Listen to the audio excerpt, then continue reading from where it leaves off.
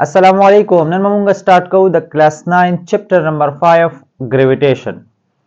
No gravitation څه ته وایي؟ نو ټول نه پهله د دې لږه history ډسکس کو بیا gravitation طرف ته راځو چې دا د gravitation concept دا د کوم ځای نه راغلی دی. ټیک شو؟ نیورس چې کوم دی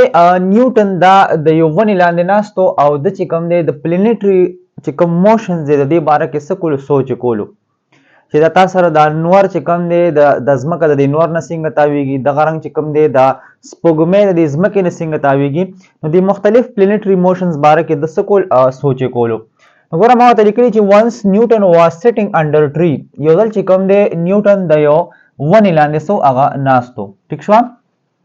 او څه چلی کولو thinking about planetary motion او د planetary motion باره کې thinking کولو سوچ کولو. نو اچانک څه چلو شو اپل فال on it اچانک چې کوم دی په د باندې یو اپل را پریوتو د په سر باندې صحیح داسې. ټیک شو؟ نو چې یو اپل را پریوتو نو د دا سوچ کو چې یاره دا اپل لاندې ولې راغو داسې څه وجه ده چې دا اپل لاندې راغو بره ولې نه نړو. ټیک شو؟ نو دغه ځای نه بیا د څوکو هغه د ګریویټي کنسپټ یې راوویستو چې تا سره اصل کې دا اپل ځکه لاندې راغو چې تا سره په دې اپل باندې ځمکې څه فورس ولګولو. ټیک شو که نه؟ نو د بیا داسې کار وکړو چې کنکلوډېډ دی د چې کوم ابزرویشن وکړو نو د هغې نه د څه یو نتیجې راوویسته. نتیجې څه راوویسته؟ نتیجې دا راوویسته چې ده وویل چې every bodies in the universe attracted every other bodies. دا خبره وکړه چې تا سره څومره په یونیورس کې چې څومره باډیز دي هر یو باډي چې کوم دی بل باډي څه کوي هغه اټریکټ کوي. ټیک شو؟ نو دا خبره وکړه. اوس ګریویټیشن څه ته وایي؟ نو دې ځای چې کوم دی موږ سره هغه د ګریویټیشن کنسپټ هغه راووتو. نو اوس ګریویټیشن وایي څه ته؟ نو ګوره ورته ښه نیوټن څه خبره وکړه چې په یونیورس کې هر باډي به بل باډي څه کوي هغه اټریکټ کوي. نو په یونیورس کې د هر یو باډي د هر دو باډیز ترمنځ چې کوم دغه اټریکشن دی که نه دې ته وایي ګریویټیشن. څه ورته وایي ګریویټیشن؟ تاسو زه ډیفینیشن لیکم ګوره ښه تاسو ورته ولیکئ چې د اټریکشن between any two bodies in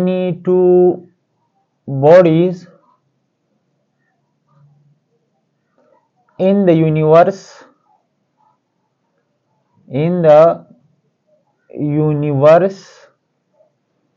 is called gravitation. صحیح ده؟ دې ته څه وایي gravitation ورته وایي. مطلب دا شو چې په یونیورس کې تا سره هر قسمه دو باډیز وي او هغه یو بل باندې اټریکشن کوي یو بل باندې چې کوم دی فورس لګوي دې ته موږ څه وایو ګریویټیشن ورته وایو. نو ما ولیکل چې د اټریکشن بټوین اني ټو باډیز که هر یو دو باډیز وي او دې خپل په منځ کې څه وي اټریکشن وي نو په دې ټول یونیورس کې چې څومره هم تا سره باډیز دي او دای په منځ کې کوم د اټریکشن دی ته موږ څه وایو ګریویټیشن ورته وایو. صحیح ده؟ اوس ځین کې یو بل خبر راځي چې صحیح د ګریویټیشن خو موږ وپېژنو خو دا ګریویټي څه ته وایي؟ آیا ګریویټیشن او ګریویټي دا دواړه یو څیزونه دي؟ یو نه دي. ښه نو دې خوا ګوره تاسو زه لږ ګریویټي هغه ایکسپلین کوم. نو راځو ګریویټي ته چې ګریویټي څه ته وایي. نو ګوره ښه ګریویټي همدغه کنسپټ دی خو صرف پکې لږه څه شی دی یو خاص ټایپ دی. د ګریویټیشن دا یو سپیسیفیک قسم دی. څنګه موږ په دې کې دا خبره وکړه چې د اني ټو باډیز ترمنځ چې کوم اټریکشن وي په یونیورس کې دي ته موږ ګریویټیشن وایو خو دلته کې موږ اني ټو باډیز نه وایو موږ خبره کوو د اټریکشن between body and earth. صحیح ده که نه؟ د ارث او د یو باډي په منځ کې چې کوم اټریکشن وي کنه ته موږ څه وایو ګریویټي ورته وایو او د اني ټو باډیز په منځ کې چې کوم اټریکشن وي نو ته موږ څه وایو ګریویټیشن ورته وایو. ټیک شو؟ نو چې دا دواړه خبرې ستاسو په ذهن کې هغه موجودې وي. نو اوس ګوره دینه بس موږ یو دا بله خبره کوو چې آیا د دوه باډیز په منځ کې چې کوم دا اټریکشن دی نو د یو بل باندې څه چل کوي؟ نو د یو بل باندې فورس لګوي نو دغه فورس اف اټریکشن ته موږ وایو ګریویټیشنل فورس. ښه نو بله خبره موږ ډسکس کوو څه شی؟ ګریویټیشنل فورس. څه شی؟ ګریویټیشنل فورس. اوس ګریویټیشنل فورس ته وایي تاسو ته ما خبره وکړه چې د دوه باډیز په منځ کې کم دغه اټریکشن دی کنه ته ورته لیکي چې د اټریکشن between two bodies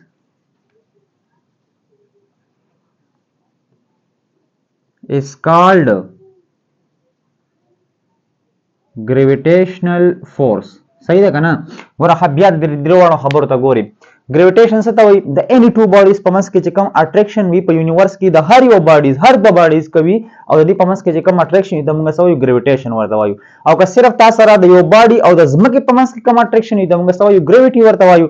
او دغه رنګ د دوه باډیز په منځ کې چې کوم د فورس اف اټریکشن دی یو بل ځان طرف ته راکاږي نو دغه فورس ته موږ سوایو چې اټریکشن په یو بل باندې لګي خو مطلب دا چې په یو بل باندې فورس لګي نو دغه فورس ته موږ سوایو ګریویټیشنل فورس ورته وایو ٹھیک شو او د دی ګریویټیشنل فورس د وجنه په یو باډي کې چې کوم اکسلریشن پیدا کیږي ظاهره خبره ده چې په یو باډي باندې ته فورس لګي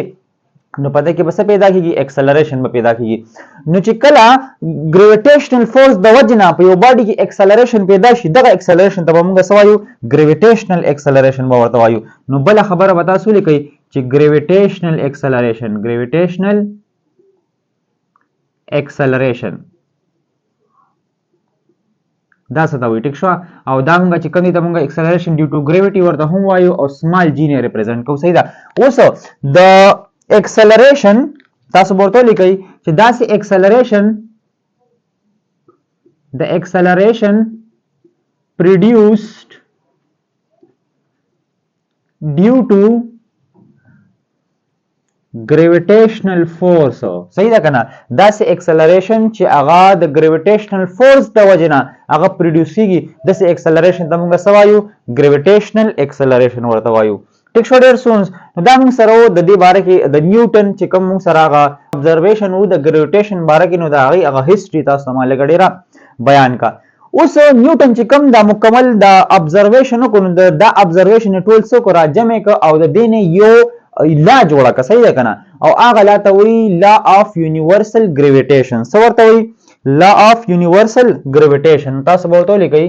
یعنی یونیورسل لا اف گریویټیشن ورته هم ویل شي صحیح ده نو دام سره یو لا ده یونیورسل لا اف گریویټیشن ٹھیک شو اوس پدیلا کې نیوټن سوي نو پدیلا کې نیوټن دا خبره کوي کنه وی د هر دو باډیز په منځ کې خطا سره صحیح د مونږ ویل چې هغه اټریکشن فورس وی اوس وی دا اټریکشن فورس پتا سره ډایرکټلی پروپورشنل وی دیر پروډکټ اف ماسز مطلب څه شو مطلب دا شو تاسو د ډایګرام دی خو جوړم ښا ګور دا ما سره شو یو باډی شو صحیح ده او دا ما سره شو بل باډی شو صحیح ده دیتا وی ماس m1 شو د دې فار ایگزامپل او دا شو ماس m2 د دې دوه په ماس کې چې کم ډیسټنس ته دا ماسو کو دا ما ریډیس r واغ شو دې نه والا تر دې پورې صحیح ده دا دې دوه سنټر په ماس کې چې کم ډیسټنس دا ما سره r شو اوس نیوټن دا خبره کوي وی تا سره صحیح د دې دوه باډیز په ماس کې خو اټریکشن فورس وی فورس اف اټریکشن بوي ګریویټیشنل فورس بوي خو دغه ګریویټیشنل فورس پتا سره ډایرکټلی پروپورشنل وی د دې دوانو د ماسز ملټیپلیکیشن ته لکه ګوره خاص تاسو میتھمیټیکل فارم لیکم د دې نیوټن دا خبره کوي چې ګریویټیشنل فورس دا پتا سره ډایرکټلی پروپورشنل وی m1 او m2 ته صحیح ده کنه دا خبره وکړو د لما ایکویشن نمبر 1 نوم ورکو ٹھیک شو پروډکټ اف دیئر ماسز صحیح ده کنه مطلب چې سونه تاسو سره د یو دو باډیز د ماسز پروډکټ زیات وي هغه عمر به ګریویټیشنل فورس د دې په منځ کې هغه زیات وي ٹھیک شو یو خبره خو دا وکړه دویمه خبره نیوټن دا وکړه چې تاسو سره د دو باډیز په منځ کې چې څومره ډیسټنس زیات وي کنه نو ګریویټیشنل فورس په کم وي صحیح ده کنه نو دا وایو نیوټن دا خبره کوي چې تاسو سره دویم نمبر وی ګریویټیشنل فورس دا به تاسو سره انورسلی پروپورشنل وي د سکوير ډیسټنس بټوین them د سکوير ډیسټنس بټوین them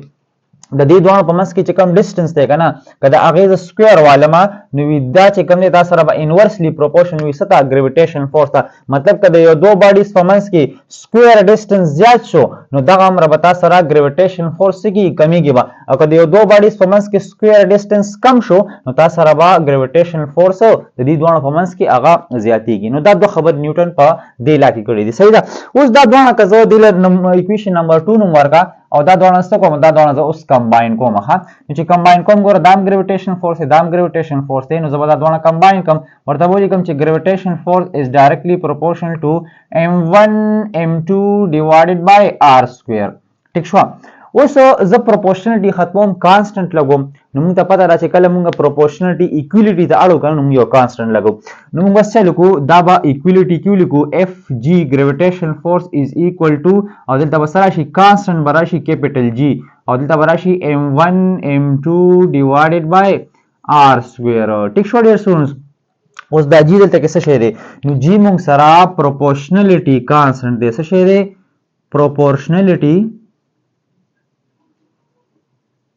proportionality constant صحیح ده کنه او دې ته مونږ نوم ورکو gravitational constant څه ورته وایو gravitational constant صحیح ده کنه ټیک شو او د دې ویلیو چې کومه ده هغه مونږ سره ده 6.673 multiplied 10 power minus 11 newton metre square पर kg square ٹھیک شو دا مو سره د کیپټل جی څه شي دا هغه ویلیو ده ٹھیک شو ډیر سونس نو ګوره جی چې کوم دی دا تاسو سره ډیر یو امپورټنت کردار ادا کوي د ګریویټیشن د جی چې کوم دی د جی په مدد سره مونږ د یو باډي چې کوم دی ګریویټیشن فورس معلومول شو د جی په مدد سره مونږ د یو پلانټ ریډیوس معلومول شو د جی په مدد سره مونږ د یو پلانټ هغه ماس معلومول شو صحیح ده نو مختلف چې کوم دی سيزونه په دې باندې مونږ د دې په مدد سره هغه فایند کول شو ټیک شو جی چې کوم دی ګوره یاد ساتي ښه جی مو سره چونګي کانسټنټ دی په هیڅ باندې ډیپند نه کوي ښه دا مو سره انډیپندنت دی ټیک شو کنه نو دینه په ماسز باندې ډیپند کوي که ماسز تاسو سره د دوه باډیز په منځ کې دوه باډیز چې کوم دی د هغه دوه ماسز زیات وي او کم وي نو د جی ویلو باندې وس اثر نه ورځي که د دوه باډیز هغه شیپ چینج شي د یو باډي شیپ غټ وي د بل باډي شیپ هغه ورکوټي وي یا د یو باډي شیپ یو رنګ وي د یو باډي شیپ بل رنګ وي نو په دې باندې تاسو سره جی ډیپند نه کوي او نه تاسو سره جی چې کوم دی د دوه باډیز په منځ کې په ډیسټنس باندې ډیپند کوي جی مو سره کانسټنټ دی صحیح ده دا انډیپندنت دی دا فی الحال نه په دې ماسز باندې ډیپند کوي او نه تاسو سره چې کوم دی په آر باندې ډیپند کوي او نه تاسو سره په دې باندې ډیپند کوي چې د دوه باډیز په منځ کې تاسو سره میډیم سره ایر دی که واټر دی که ویکیوم دی صحیح ده کنه که یا یو بل یو میډیم په دې په منځ کې پروت دی نو په دې باندې هم د جی ویلو هغه ډیپند نه کوي ټیک شو ډیر سونس نو دا موږ سوایو لا اف یونیورسل ګریویټیشن ورته وایو اوس ګریویټیشنل فورس په څه باندې ډیپند کوي دا موږ الریډي ویل چې ګریویټیشنل فورس ډیپند کوي ګوره د پروډکټ اف ماسز باندې چې څونه تاسو سره دوه باډیز د ماسز پروډکټ زیات وي ګریویټیشنل فورس په زیات وي څونه تاسو سره دوه باډیز هغه ماسز چې کم پروډکټ دی هغه تاسو سره کم وي نو ګریویټیشنل فورس په کم وي هم دا ښه دي کچری تاسو سره په ریډیوس باندې هم ګریویټیشنل فورس ډیپند کوي کچری تاسو سره دوه باډیز په منځ کې سکوير ډیسټنس زیات وي ګریویټیشنل فورس په کم وي که تاسو سره دوه باډیز په منځ کې سکوير ډیسټنس کم وي ګریویټیشنل فورس په زیات وي ټیک شو خو دې نه علاوه ګریویټیشنل فورس هم تاسو سره په میډیم باندې ډیپند نه کوي ښه ته ورته لیکي چې ګریویټیشنل فورس اف جی دا موږ سره سره دا موږ سره انډیپندنت دی independent of medium